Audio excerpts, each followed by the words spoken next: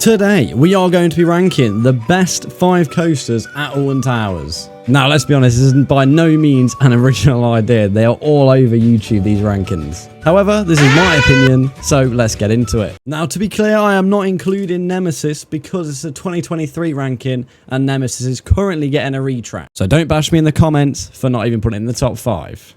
In number 5, we have a coaster that has some mixed opinions across the public. However, it is Galactica. This is obviously the park's flying coaster. And personally, although it has got mixed opinions, I actually do enjoy Galactica. Obviously, the reason this isn't as high is because it desperately needs a retheme. Or even if you're not going to have a retheme, at least add some more theming to the coaster. Or maybe incorporate it more into the Nemesis storyline.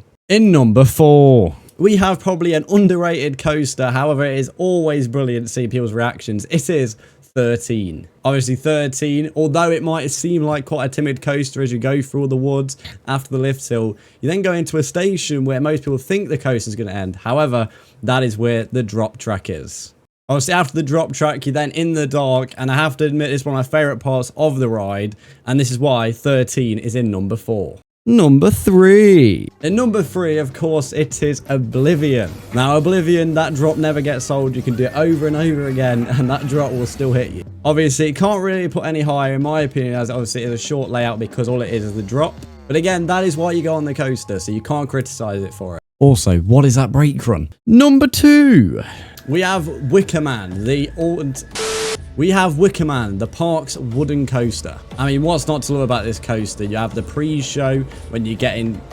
You have the pre-show, which is obviously some kind of ritual you're getting sent into. Then you have the park's merch around Wickerman as well. It has nothing to do with the ride, but the whole experience around Wickerman and the Wickerman himself is brilliant. Obviously, some people are starting to say the coaster's getting a bit rough. However, it's still very enjoyable, and the speed you can get around the coaster is amazing. And that is why, for me, Wickerman is number 2. Now, number 1, and my personal favourite ride in the UK, it is the Smiler. I think it would be rude not to put the 14 inversion coaster in number 1, and obviously that is why the Smiler is there. In my opinion, although the end of the coaster is getting a little bit rough, the overall coaster itself, 14 inversions, I mean, you know, you've got to love it as a roller coaster enthusiast. You also have the airtime hill as well, which is one of my favourite parts, and I know a lot of other people's favourite parts as well. And obviously the iconic sounds, which you can't get out of your head after you've gone to Alton Towers for a day or two.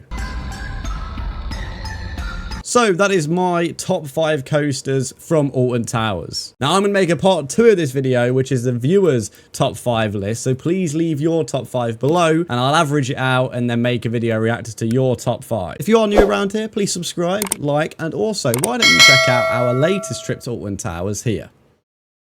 Thank you.